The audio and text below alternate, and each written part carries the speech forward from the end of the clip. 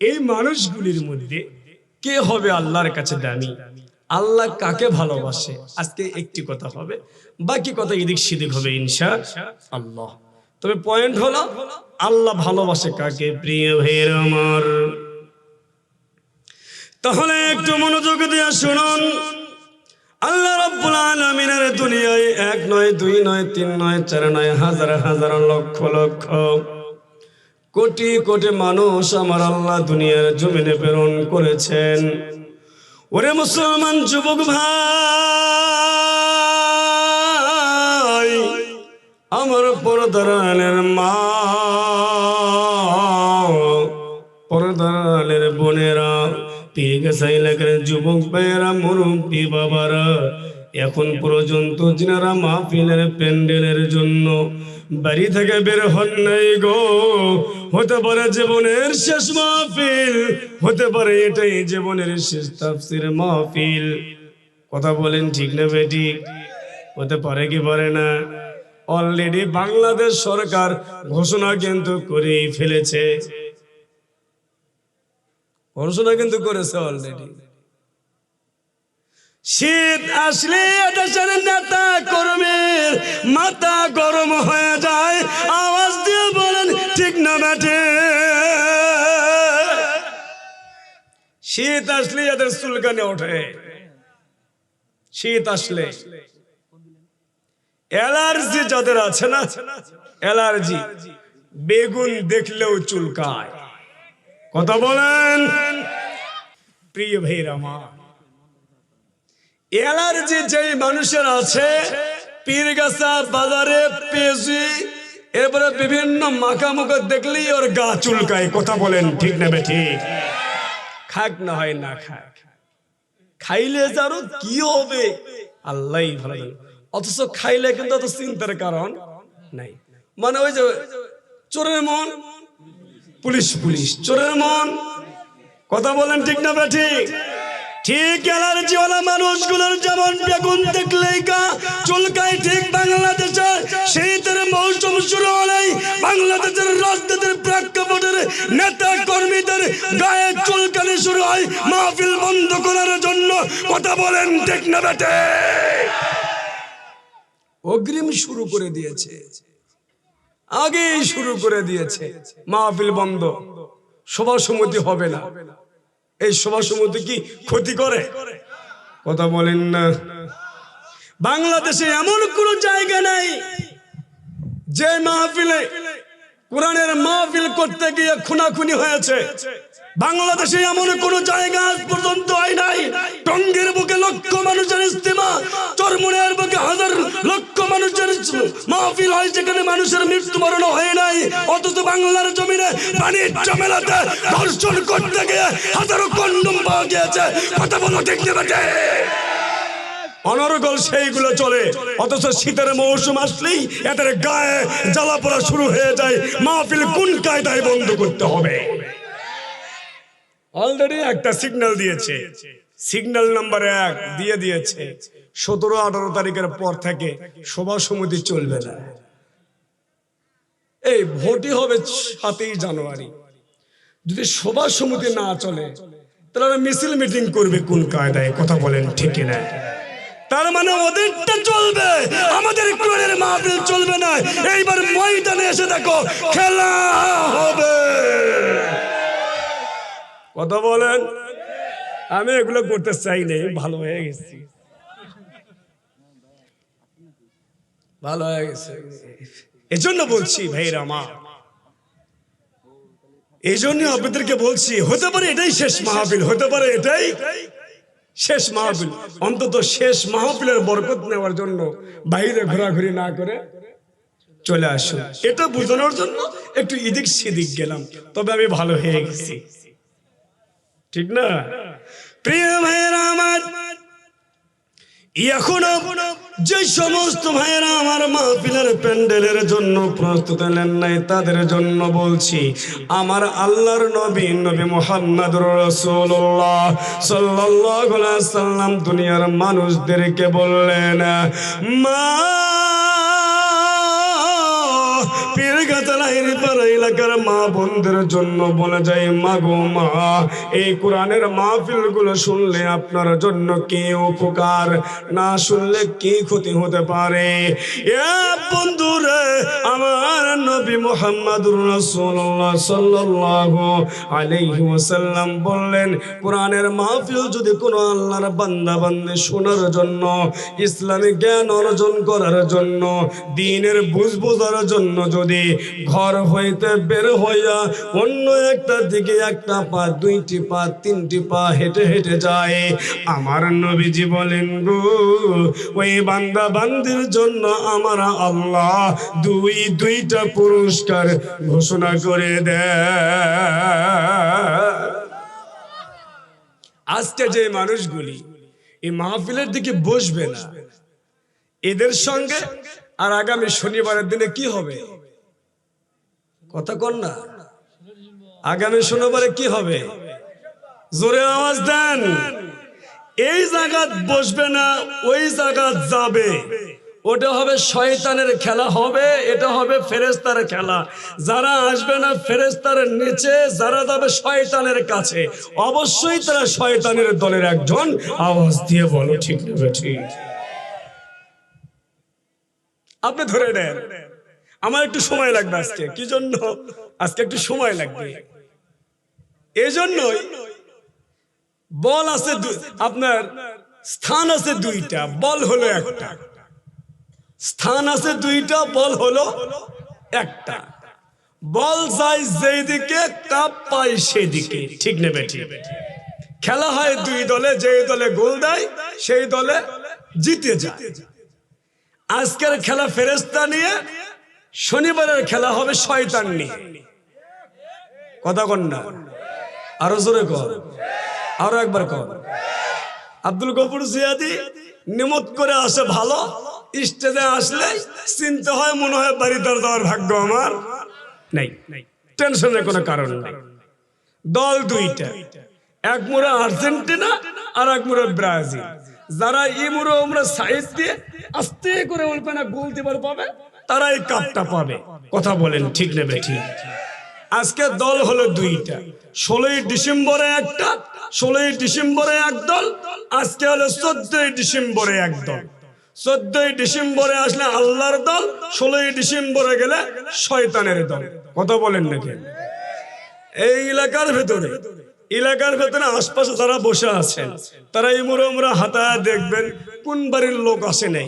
ওই বাড়ির লোককে যদি আপনি 16ই ডিসেম্বরে দেখেন, ভাববেন শয়তান দেখার জন্য আর জাদুঘরে যাওয়ার দরকার নেই, আমার বাড়ির পাশেই আছে। কথা বলেন ঠিক না ঠিক? বুঝাইতে পারছি তো ভাই? মাইকেল ভাই কি কও? ঠিক আছে, তুমি না সাবর দিও। প্রিয় ভাইয়ের আমার, আলহামদুলিল্লাহ ভাই, অনেকজনের দাঁড়িয়ে আছেন না, সোনার টুকরারা একটু বসেন তো, কলিজা পাখিরা না বসেন তো। আস্তে আস্তে বিশ্বনবী আমার ডাক দিয়ে বলেন, যারা এই কোরআনের মাহফিলের জন্য বাড়ি থেকে বের হইয়া এক পা দু পা করে হেঁটে হেঁটে এসে ইসলামের জ্ঞান অর্জন করার জন্য, দিন শেখার জন্য, একটি দোয়া শেখার জন্য, যদি আল্লাহর কোরআনের কথা শোনার জন্য, নবীর হাদিসের কথা শোনার জন্য বাড়ি ঘর ছেড়ে চলে আসে, আমার নবীজি বলেছেন, এক নয়, আমার আল্লাহ দুইটা পুরস্কার দান করবে। এক নম্বরে বিশ্ব নবী আমার বলেন, এক নম্বরে আমার নবীজি বলেন, পাক পবিত্র অবস্থায় যদি কোনো আল্লাহর বান্দা বান্দি দিন বোঝার জন্য, দিন মেনে নেওয়ার জন্য, ইসলামিক জ্ঞান অর্জন করার জন্য, ইসলাম মেনে নেওয়ার নিয়ত করে এক মনে এদিক সেদিক নয়, এক চিন্তা ভাবনা করে আল্লাহর কোরআন যদি মনোযোগ দিয়ে শ্রবণ করে, নবীর হাদিস যদি মনোযোগ দিয়ে শ্রবণ করে, আমার নবীজি বলেন, ওই বান্দা বান্দির জন্য আমার আল্লাহ সগীরা গুনাহগুলো মাফ করিয়া দেয়। যতক্ষণ আলোচনা শুনবেন ততক্ষণ গুনাহ মাফ করবেন কে? তাহলে কি লস হবে আপনাদের? এজন্য যারা বাহিরে আছেন মেহেরবানি করে ভাইয়েরা আমরা বসে পড়ব। 2 নম্বরে বিশ্বনবী বললেন, যদি কোন আল্লাহর বান্দা বান্দি দিন শেখার জন্য, ইসলাম বোঝার জন্য, মেনে নেওয়ার জন্য যদি আমার আল্লাহ রব্বুল আলামিনের কোরআনের মাহফিলে, নবীদের হাদিসের বয়ানে, কোন মাজলিসে যদি বসে যায়, কোন মানুষ যদি দিনের বেলা বসে যায়, যদি কোন মানুষ জোহরের নামাজের পূর্বে মুহূর্তে বসে, ওরে লাহিরি পাড়ার যুবক ভাই, মুরব্বী বাবারা, এ পর্দার মা, আমার বোনেরা, মনোযোগ দিয়ে শুনে নাও। যদি কোনো মানুষ জোহরের নামাজের পূর্বে মুহূর্তে বয়ানে বসে, এই জোহরের নামাজের পূর্বে মুহূর্তে বয়ান শুনিয়া যদি কোনো আল্লাহর বান্দা বান্দি যথাসময়ে নামাজ আদায় করতে পারে, রাতের বেলা যদি কেউ বয়ান শুনিয়া যথাসময়ে ফজরের নামাজ আদায় করতে পারে, আমার নবীজি বলেন গো, ওই জ্ঞান অর্জন করার জন্য আমার আল্লাহ বড় বড় গুনাহগুলো মাফ করিয়া দেয়। একদল মানুষ বাংলাদেশে আছে, একদল মানুষ বাংলাদেশে আছে, তারা আজকে কোরআনের মাহফিল থেকে দূরে ফেলে দেওয়ার জন্য, কোরআনের মাহফিল থেকে মানুষদেরকে দূরে নিয়ে যাওয়ার জন্য নানান রকমের কৌশল অবলম্বন করতেছে। আওয়াজ দিয়ে বলো ঠিক না বেঠিক? এ আমার ভাইয়েরা প্রশ্ন করবেন, হুজুর এটা আবার কেমন কথা বললেন? প্রিয় ভাইয়েরা আমার, একদল মানুষদেরকে কোরআন থেকে বের করে নিয়ে যাওয়ার জন্য কিন্তু শয়তান কাজ করতেছে। আজকে নতুন নয়, বাবা আদম আলাইহিস সালাম থেকে শুরু করে এ পর্যন্ত যত নবী রাসূল দুনিয়ার জমিনে এসেছে, সবার সঙ্গে ধোঁকাবাজি শয়তান খেলা খেলছে না খেলে নাই? আওয়াজ দেন, খেলছে না খেলে নাই? যদি নবীদেরকে, সাহাবা কিরামদেরকে, ওলিয়া আউলিয়াদেরকে ধোঁকায় ফেলতে পারে, যেখানে মা হাওয়া আলাইহিস সালামকে শয়তান ধোঁকায় ফেলে দিয়েছে, জান্নাতের মধ্যে যাইয়া শয়তান যদি ধোঁকায় ফেলে দিতে পারে, একবার আওয়াজ দিয়ে বলবেন তো, বাংলাদেশে উত্তরবঙ্গে বগুড়া জেলায় এই লাইন পাড়া মানুষদেরকে শয়তান ধোঁকা দিতে পারে কি পারে না? এই যে শয়তান ধোঁকা দিতে পারে, এই শয়তানের ধোঁকাটা হবে বিভিন্ন কায়দায়, বিভিন্ন কায়দায় ধোঁকা দিবে। কেউ দিবে শীতের ধোঁকা দিয়ে, কেউ দিবে ব্রেন্টের মার দিয়ে, ঠিক না বেঠিক? প্রিয় ভাইয়েরা আমার, আল্লাহ রাব্বুল আলামিন সূরাতুল হামিম সাজদার ভিতরে 26 নম্বর আয়াতে বলেন, আয়াত নাম্বার কত? কথা বলেন, আয়াত নাম্বার কত? আল্লাহ রাব্বুল আলামিন 26 নম্বর আয়াতের মধ্যে সুন্দর করে ডাক দিয়ে বললেন, সেই যুগের কথা, আজকের কথা নয়। আছে আবু জাহেলের গল্প। আবু জাহেল একদল মানুষদেরকে ডাক দিয়ে বলছিল, আব্দুল্লাহর ছেলে মুহাম্মদ যখন কোরআন তেলাওয়াত করবে, আব্দুল্লাহর ছেলে মুহাম্মদ যখন কোরআনের কথা বলবে, আব্দুল্লাহর ছেলে মুহাম্মদ যখন কোরআনের বয়ান করে মানুষদেরকে ডাকবে, আমি তোমাদের নেতা, তোমাদেরকে সাবধান করে দিলাম, একটা পলকের জন্য তোমরা সেই জায়গায় যাইবা না, ওখানে তোমরা যাইবা না, ওখানে যে যাবে তারা কিন্তু বিচার করা হবে। একদম 44 জারি করে দেওয়া হলো কোরআনের ময়দান থেকে দূরে রাখার জন্য। আবু জেহেল আজ থেকে 1500 বছর আগেই চেষ্টা করেছে।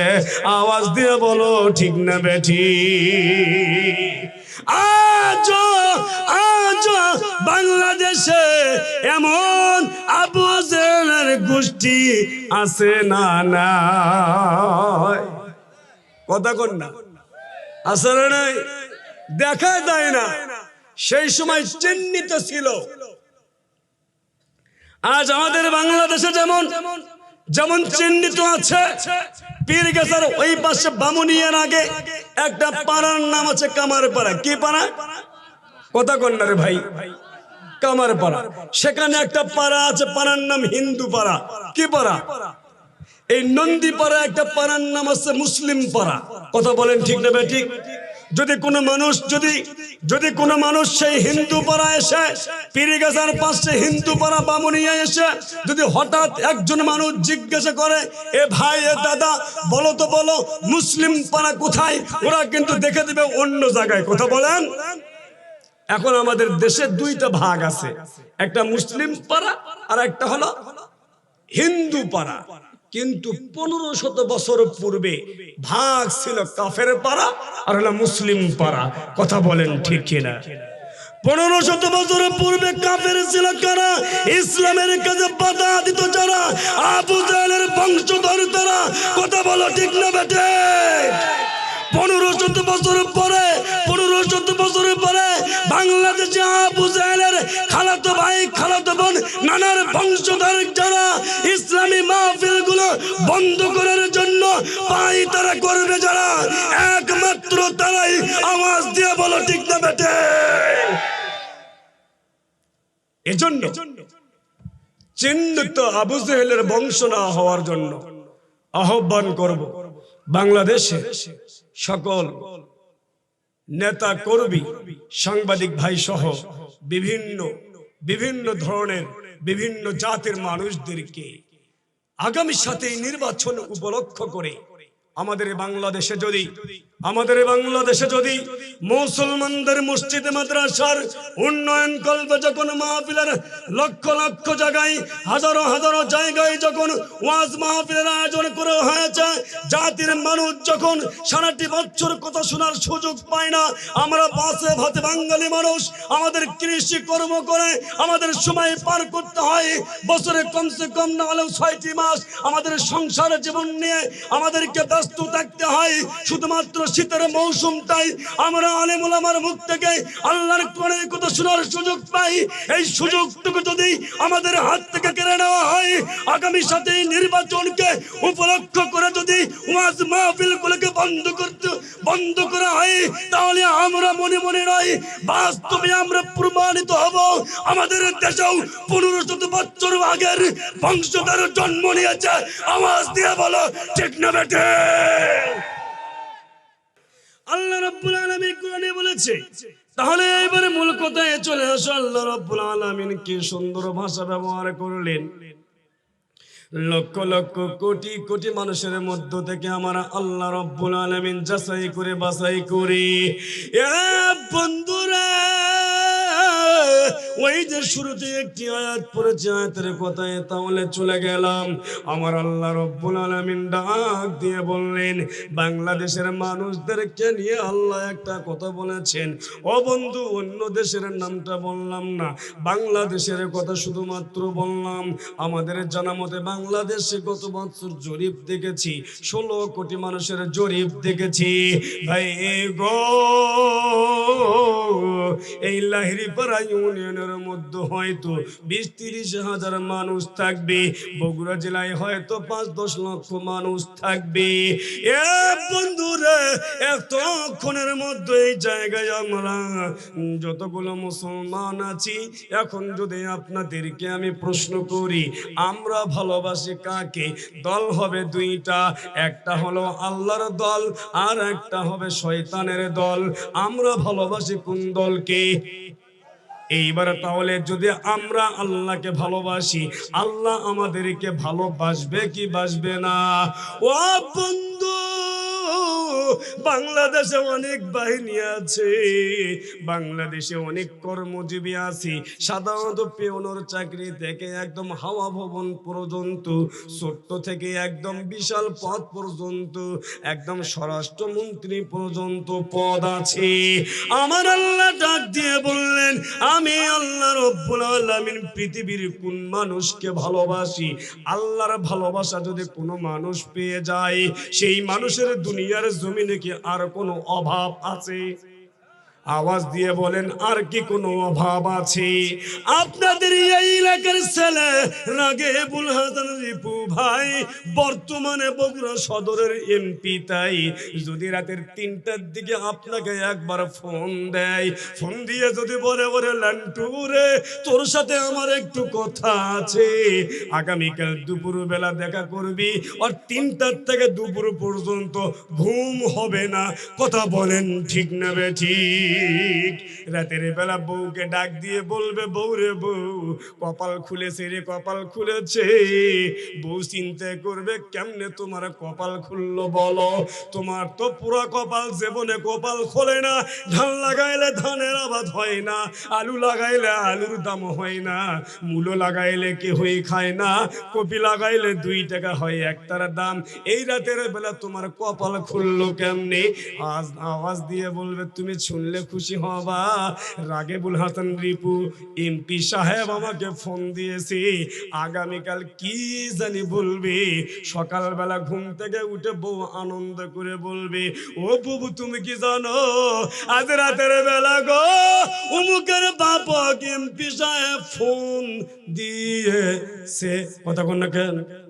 আনন্দে আত্মহারা হয়ে যাবে।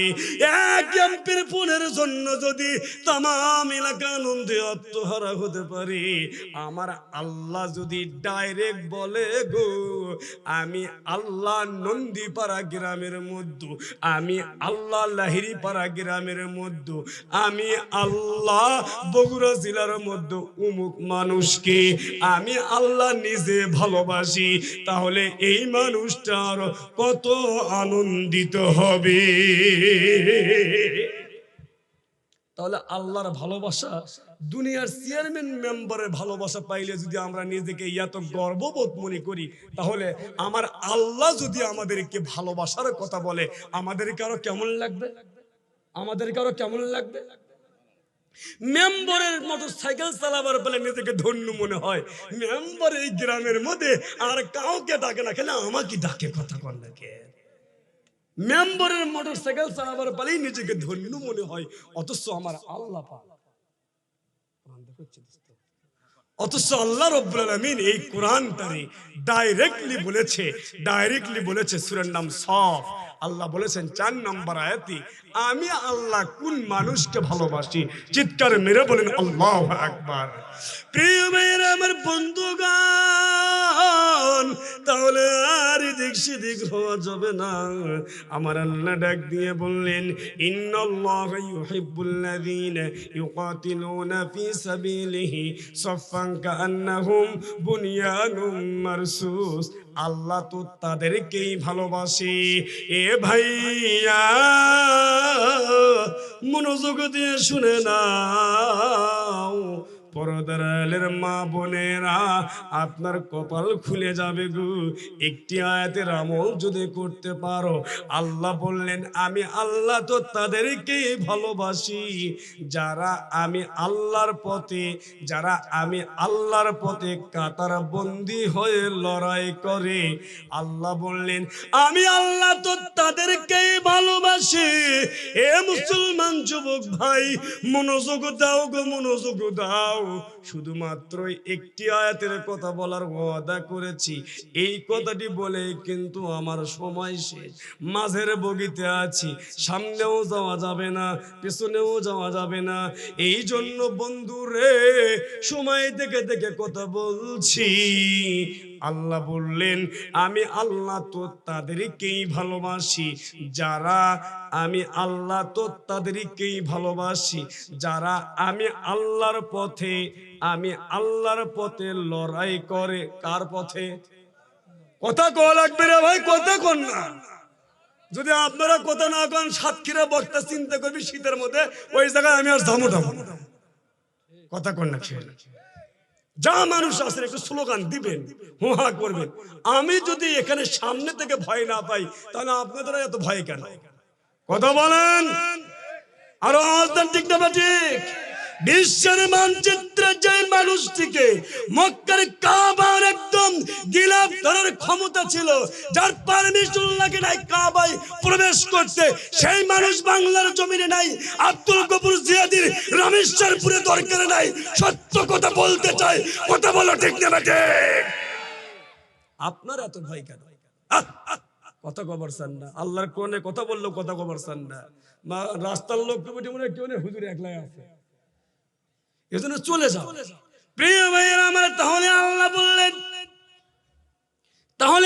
বললেন আমি আল্লাহ তাদেরকে ভালোবাসি যেই মানুষগুলো আমি আল্লাহর পথে লড়াই করে। আল্লাহু আকবার।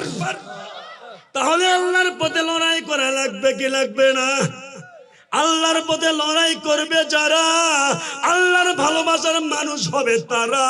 আল্লাহ যদি কারো ভালোবাসার আপনজন হয়ে যায়, আল্লাহ যদি কারো অভিভাবক হয়ে যায়, ইহকালে এবং পরকালে বিন্দু পরিমাণ চিন্তা থাকবে না। আওয়াজ দিয়ে বলেন ঠিক না বেঠিক? তাহলে আল্লাহর দলের মানুষ আল্লাহর পথে লড়াই করার জন্য প্রস্তুত থাকা লাগবে কি লাগবে না? লাগবে কি লাগবে না? সেটা কি মারামারির কথা বলছে আল্লাহ? লাঠিলে রাস্তায় যাওয়ার কথা বলছে? গাড়ি ভাঙ্গার কথা বলছে? না, আল্লাহ বলেন এই সাত মাথায় যাও, সেটাও তো কয় নাই। আল্লাহ সাত মাথায় যাওয়ার কথা বলে নাই, রাজপথ দখলের কথা বলে নাই। যদি কখনো রাজপথ দখল করে দিন কায়েম করা লাগে, তখন তোমাদেরকে ডানে বামে বউ বাচ্চা কোনো কিছু দেখার দরকার। কথা কয় না গো, এলে বলে আপনার মুসল্লি গো, কথা কয় না কে? কি করছেন এতদিন? যদি ডাক আসে, আগামীকাল তো আপনার ডাক দেন, ডাক দিয়েছে কেউ? হুজুর কেউ ডাক দিয়েছে কি? আগামীকালকের কথা আল্লাহ, এটা বলছে আল্লাহ ভবিষ্যৎ নিয়ে। যদি যেমন ফিলিস্তিনের মাটিতে বর্তমানে ডাক এসেছে, ফিলিস্তিনের মাটিতে যেমন ডাক এসেছে, ফিলিস্তিনের মাটিতে যেমন ডাক এসেছে, মানুষের জীবন নিয়ে সিনেমিনি খেলছে ইহুদিরা। কথা বলেন ঠিক না বেঠিক? আমাদের দেশে এখনো আমাদেরকে নিয়ে সিনেমিনি জীবন নিয়ে খেলি নাই, কিন্তু মাথা নিয়ে সিনেমিনি খেলা শুরু হয়েছে। কথা বলেন ঠিক না বেঠিক? কারেন্ট যদি পায়ের নিচে ধরে উপরে আসতে পারে কি পারে না ভাই? হুজুর পারে না? আপাতত নিচে আমাদের কারেন্ট ধরেছে, যদি আমরা মেন সুইচ বন্ধ করতে না পারি, এ মুসলমান জেনে রাখো, আপাতত পায়ের নিচে আগুন ধরেছে, যদি মেন সুইচ বন্ধ করতে না পারি, তাহলে আপনার আমার জন্য এমন হতে পারে ওই কারেন্টের শটে দুনিয়া ছেড়ে চলে যেতে হবে। কিন্তু আমরা তৈয়ার। পায়ের নিচে আগুন ধরেছে, হাঁটুর উপরে উঠতে দেওয়া যাবে না, প্রয়োজনে ট্রান্সফরমার সেখান থেকে চিরা বলতে হবে। কথা বলো ঠিক না বেটে? নারায়ে তাকবীর, নারায়ে তাকবীর। আল কোরআনের আলো, আল হাদিসের আলো, নারায়ে তাকবীর। আপনারা জেনে কষ্ট পাবেন। আজকে আপনাদেরকে একটা নিউজ দেব আমি।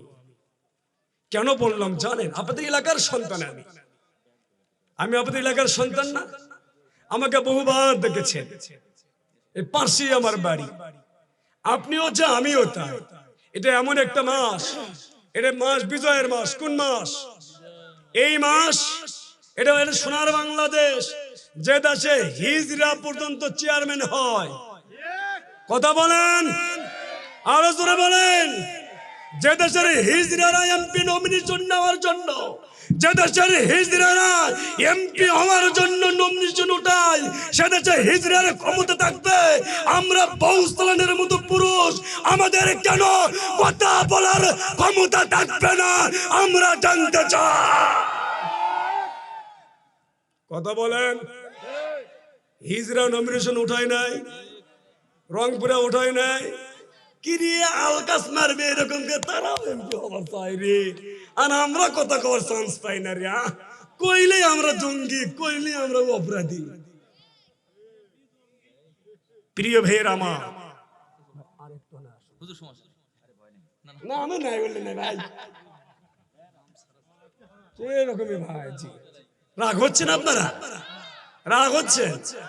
আমার ছেলের বয়স 5 বছর, এখন ইনকাম করে খাওয়ার পাবে ইনশাআল্লাহ, চিন্তার কোনো কারণ নাই। আল্লাহ কবুল করে বলে না, আমি সত্য বলেছি রে ভাই।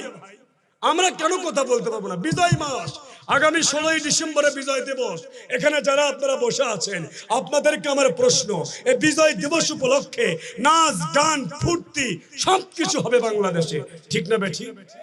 আমার প্রশ্ন এই 16ই ডিসেম্বরে বিজয় দিবস এর মানে আপনারা কি বোঝেন? আমাদের দেশ স্বাধীন হয়েছে, এই দিন থেকে আমরা মুক্ত হয়েছি, আমাদেরকে সহযোগিতা করেছে ভারতবর্ষের কিছু ভাইয়েরা, আমরা সম্মিলিত হয়ে রাজাকার তাড়িয়েছি বাংলাদেশ থেকে, এই তো। এরপরে পেয়েছি আমরা স্বাধীনতা। আমরা এমন স্বাধীনতা পাইলাম, এইদিকে ফাক্কা ওইদিকে লাল টক্কা, বিচার যে দিক দিয়ে করো কলা গাছটা আমার।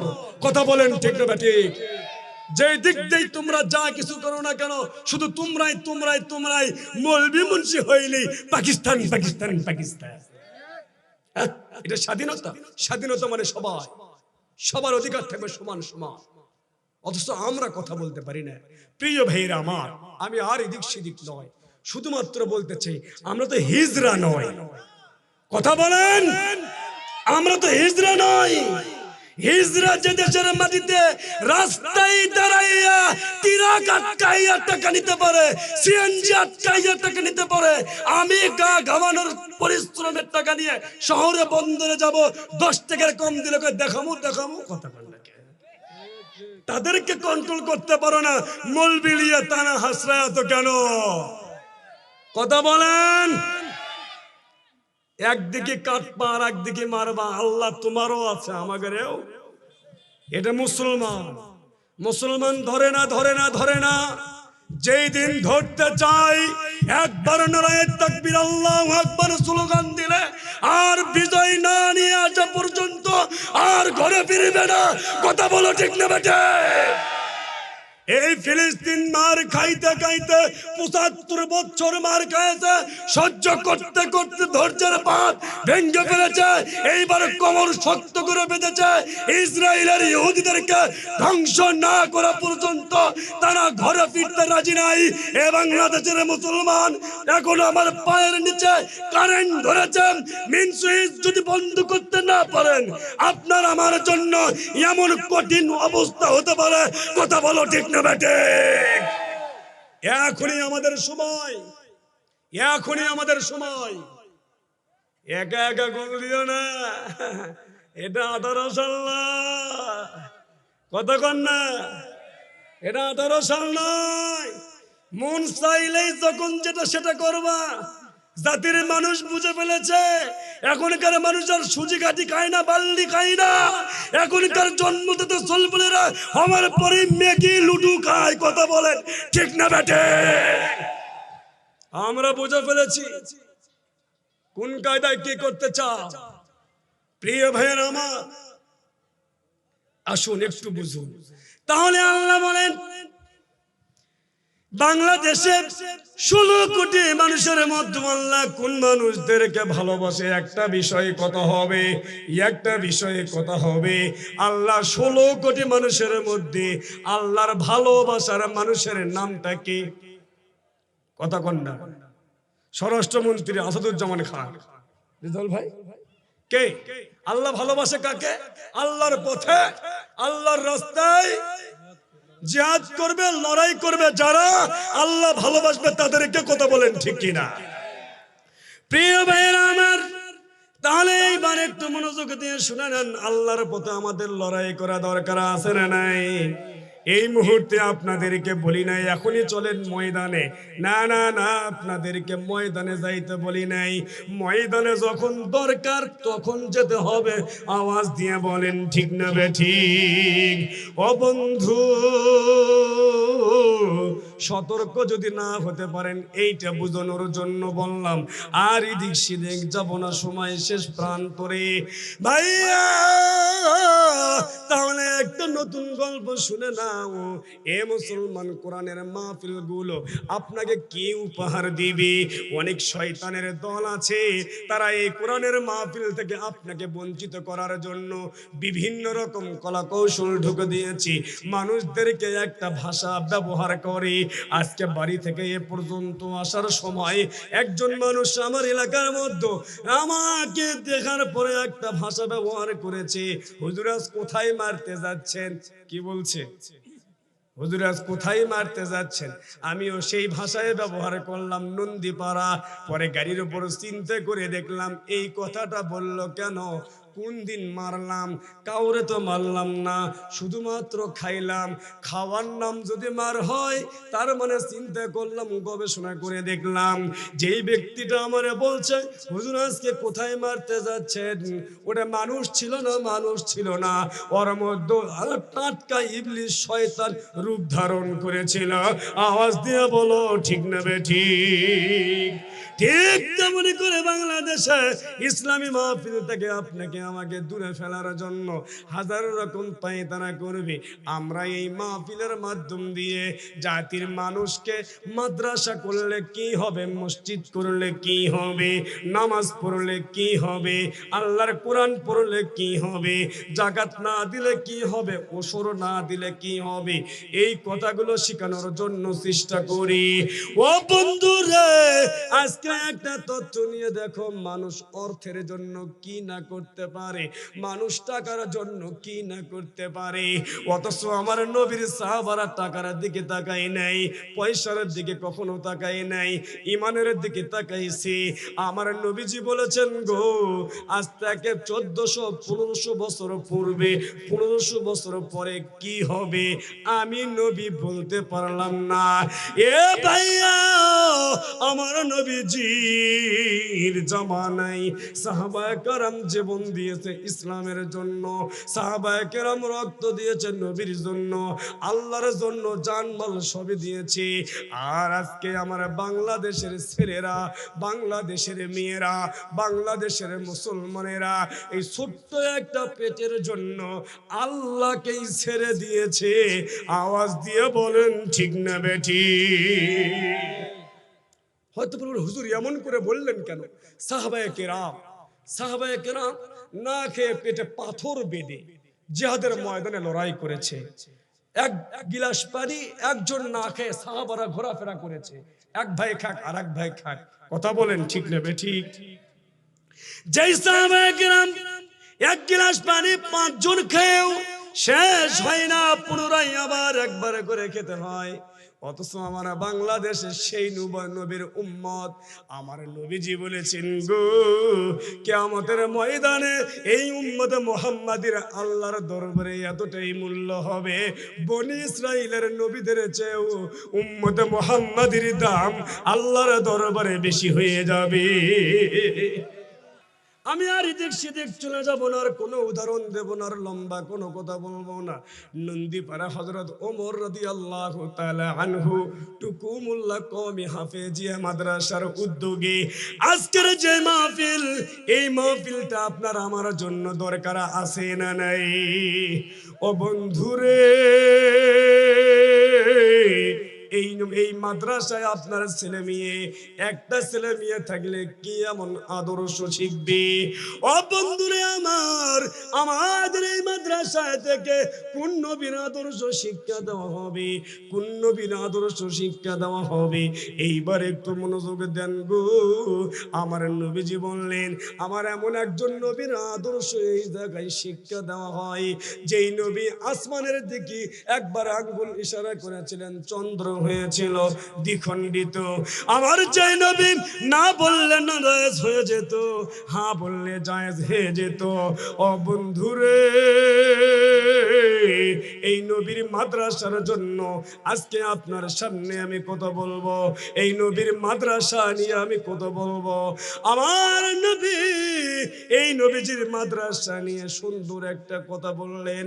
আল্লাহর জমিনে সুন্দর করে নবী আমার বললেন, মান আহাব আহাব্বা সুন্নতি ফাকাদ আহাব্বানি ওয়া মান আহাব্বানি কানা মাই ফিল জান্নাহ। আল্লাহর জমিনে যদি কেউ আল্লাহর নবীর একটা সুন্নাতকে জিন্দা করতে পারে, আঁকড়ে ধরতে পারে, আমার নবীজি বললেন সেই বান্দা বান্দির সঙ্গে, সেই উম্মতের সঙ্গে আমার নবী কিয়ামতের ময়দানে আল্লাহর জান্নাতের মধ্যে থাকবে।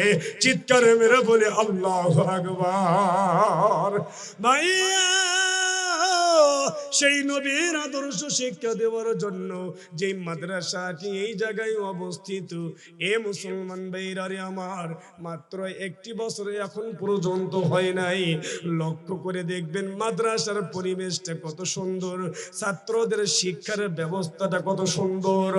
ও বন্ধুরা, এই জায়গায় যদি আপনার সামনে 2 মিনিট কথা বলি, আমাদের বাংলাদেশ এখন ডিজিটাল বাংলাদেশ। 10 টাকার খরচায় তামাম পৃথিবীর খবর পাওয়া যায়। আওয়াজ দিয়ে বলেন ঠিক না ঠিক? 10 টাকার খরচায় তামাম পৃথিবীর খবর পাওয়া যায়। ও বন্ধুরা, একটু চিন্তা ভাবনা করে দেখো, আমাদের সরকার মাঝে মাঝে একটা গল্প করে, আমাদের দেশের নেতা কর্মীরা মাঝে মাঝে একটা গল্প করে। গল্পটা হলো কি, জোর গালায় ডাক দিয়ে বলে আমি দেশের জন্য কি না করেছি। পানির নিচে সেতু করলাম, ওপর দিয়ে ব্রিজ করলাম, বঙ্গবন্ধু করলাম, পদ্মা সেতু করলাম, টার্নেল করলাম, উপর দিয়ে করলাম, নিচে দিয়েও করলাম গো। চিন্তা করে দেখলাম এত উন্নয়ন, এত উন্নয়ন, যার জন্য আমার দেশের মরিচ আমরাই কিনে খাই 400। আওয়াজ দিয়া বলেন, ভিডিও কলে আওয়াজ দিয়া বলেন ঠিক না বেঠিক? স্বামী আছে বিদেশে, ভাবি আমার নন্দীপাড়া, স্বামী আমার বিদেশে, ভাবি আমার নন্দীপাড়া, ভিডিও কলে সবই দেখে। এখন এই ডিজিটাল মোবাইল আসছে না, আসে নাই? 10 টাকার মোবাইলে ভাবির সাথে 24 ঘন্টায় ভিডিও কলে কথা বলা যায়। কিন্তু ভাই গো, আমি আপনাকে 10 লক্ষ টাকার বাজেট দিলাম, 10 কোটি টাকার বাজেট দিলাম। আপনার বাবা 3 মাস আগে মারা গিয়েছে, আপনার দাদা 3 বছর আগে মারা গিয়েছে, অথবা আপনার আপনজন কেহ না কেহ মারা গিয়েছে। 10 কোটি টাকা আপনাকে বাজেট দিলাম, আপনার ঘর থেকে 2 হাত পরে আপনার বাবার ঘর, ওই জায়গায় ডিজিটাল কোনো মেশিন কি এসেছে, সেই জায়গায় থেকে একটা কবরের খবর পাওয়া যাবে। কথা বলেন, পাওয়া কি যাবে?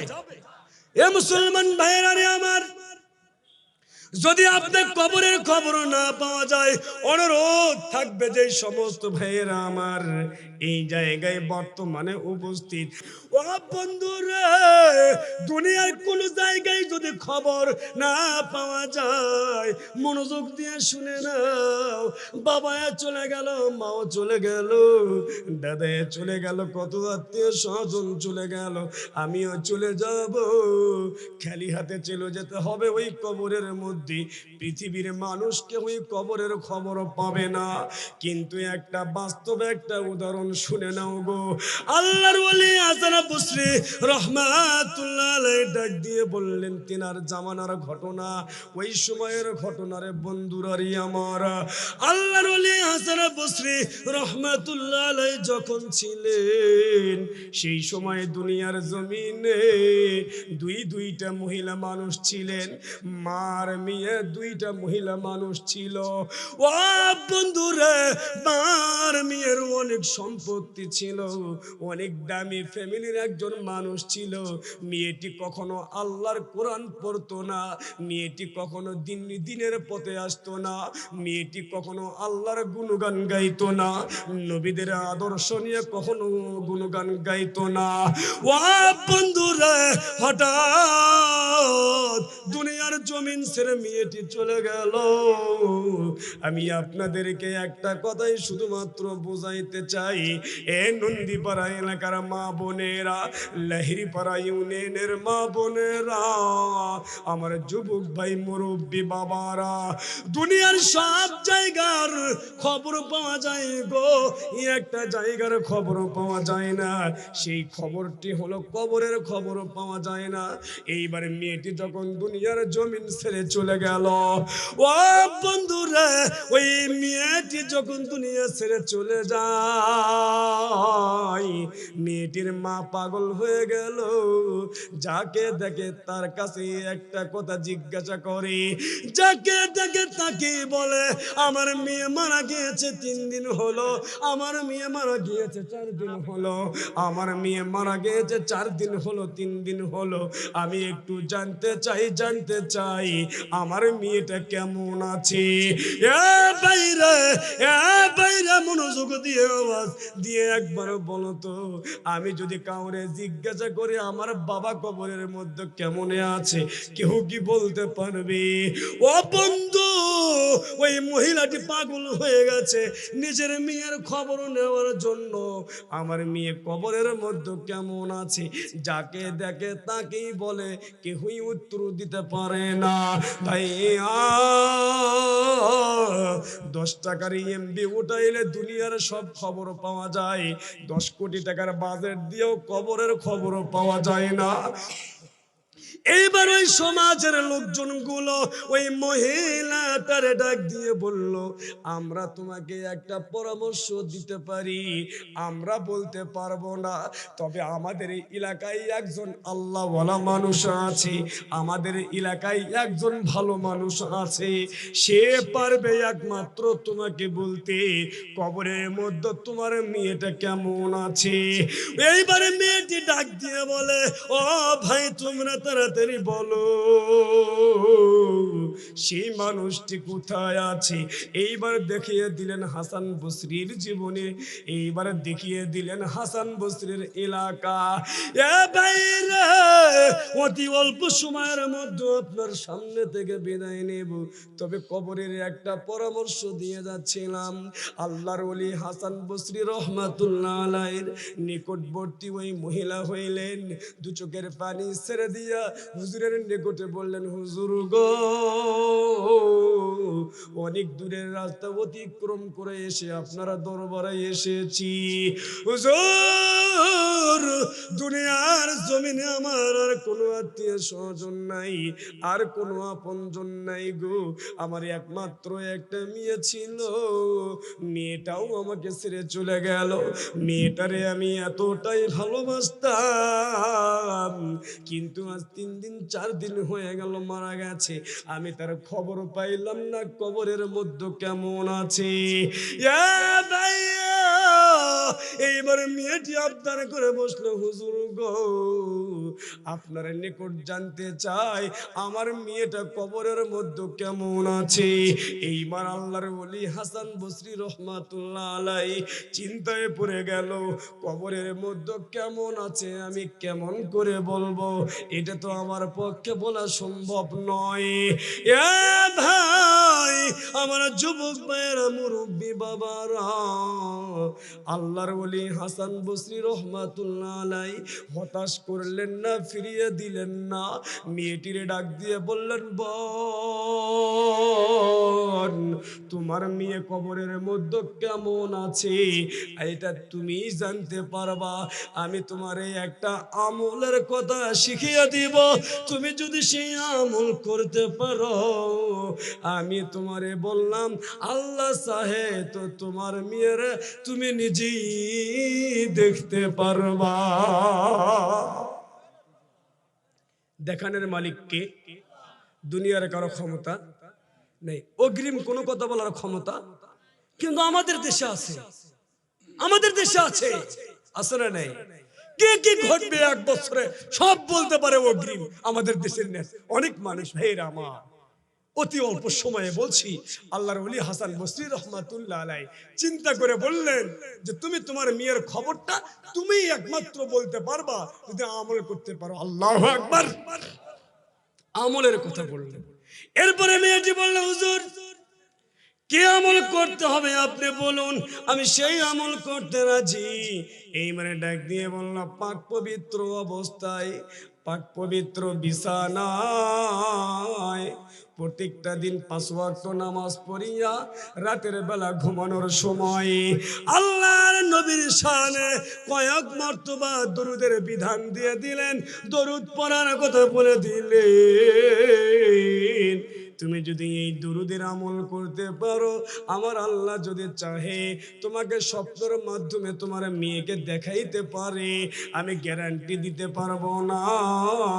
এ বন্ধুরা রে, মেয়েটি পাক পবিত্র অবস্থায়, পাক পবিত্র বিছানায় নামাজি অবস্থায় তাহাজ্জুদ পড়ে আল্লাহর দরবারে কান্নাকাটি শুরু করলো। তিনার মেয়ে কবরের মধ্যে কেমন আছে এই খবরটা জানার জন্য ভাইয়া, আল্লাহ ইচ্ছা করলে সব কিছুই করতে পারে। আল্লাহর ওলিদের একটা কারিশমা রে ভাইয়া।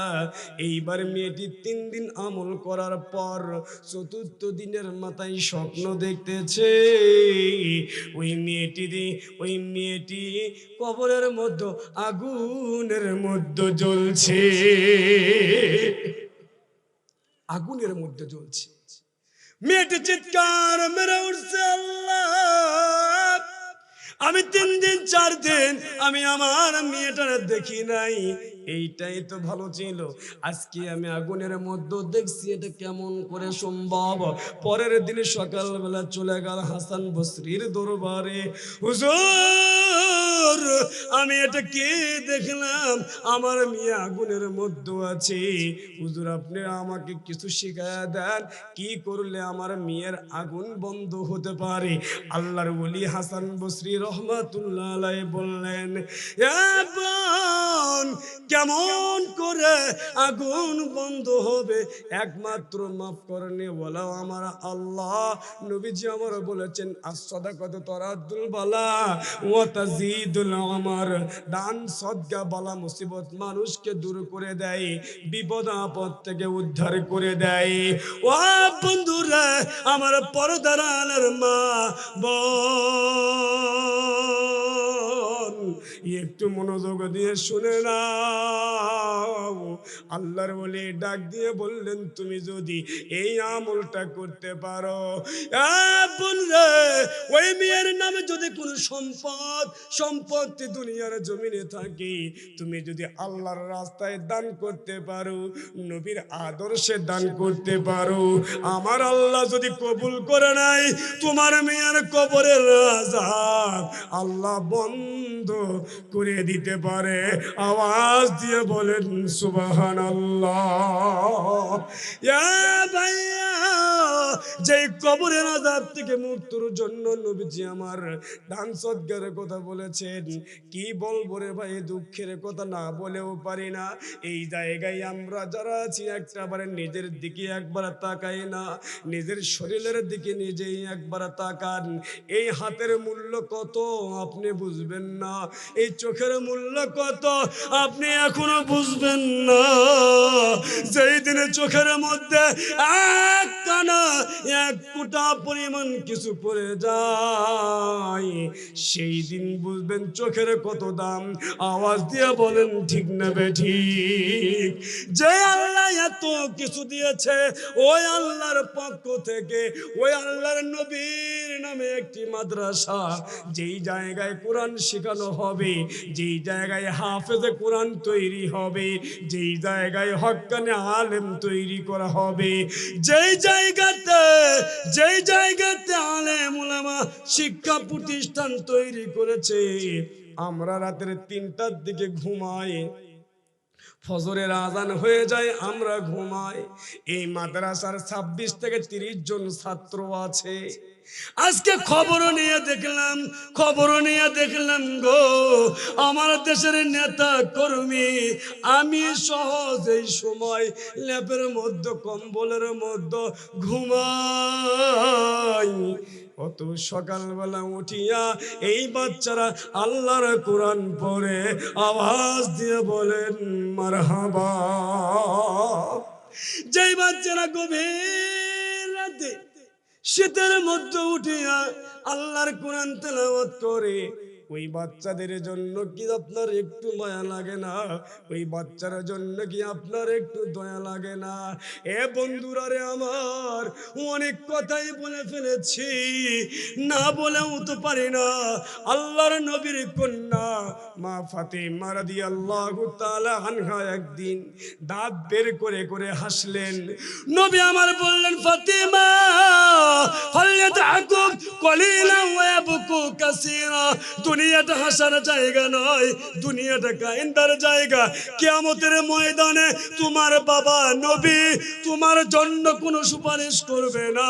তোমার ছেলে হাসান হোসেন জান্নাতের সরদার তোমার জন্য সুপারিশ করবে না।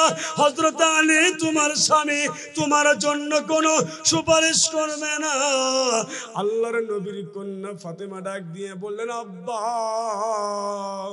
কিয়ামতের ময়দানে যদি কেহই আমার আপন না হয়, কোন আমল করলে কিয়ামতের ময়দানে আমার আল্লাহ আমারে মাফ করে দিবে, এই আমলটার কথা একটু শিখায়া দেন। আল্লাহর নবী আমার বললেন, দুনিয়ার জমিনে যদি কেউ তিনটা আমল করে, কিয়ামতের ময়দানে আমার আল্লাহ তাদেরকে মাফ করিয়া দিবে। এক নম্বরে বললেন, অসুস্থ মানুষের খোঁজ খবর নেওয়া, দেখতে যাওয়া, সেবা করা। আমাদের মাঝে কি স্বভাবটা আছে? নাই। দুই নম্বরে বললেন নিজেদের অর্থ সম্পদ আল্লাহর রাস্তায় ব্যয় করা। তিন নম্বরে বললেন গো, এই তিন বাচ্চা পাইলে এই তিন বাচ্চার মাথায় একটু হাত বোলাইয়া দেওয়া, এই তিনদেরকে ভালোবাসা। মা ফাতিমা রাদিয়াল্লাহু তাআলা আনহা ডাক দিয়ে বললেন, ইয়া রাসূলুল্লাহ, আব্বা গো, আমরা মহিলা মানুষ, আমরা এই তিন বাচ্চা পাবো কোথায়? আমরা তো বাইরে যেতে পারবো না, এই তিন বাচ্চাও পাবো না, এই তিনদের মাথায় হাত বোলাইতে পারবো না। তাহলে কি আমরা সেই আমল থেকে বঞ্চিত থাকবো? নবী আমার বললেন, না না না, ও ফাতিমা, এই তিন বাচ্চা, ছোট্ট বাচ্চা যদি কখনো পাও, হাতটা বোলাইয়া দিবা, মাথার যতগুলো চুল থাকবে ততগুলা গুনাহ আল্লাহ মাফ করে দিবে। ফাতিমা বললেন, আব্বা জান, আমি তো বাইরে যেতে পারবো না গো, তাহলে আমার বুঝে কোনো মাফ নাই। নবী আমার বললেন, ফাতিমা, যদি তুমি ইতিম বাচ্চার সঙ্গে দেখা না মিলে, যদি ইতিম বাচ্চার জন্য দুনিয়ার জমিনে তুমি কিছু করতে পারো, হাত বুলাইলে যেই নেকি পাইবা, ওই ইতিম বাচ্চার জন্য কিছু করলে সমান সমান নেকি আমার আল্লাহ দান করবে।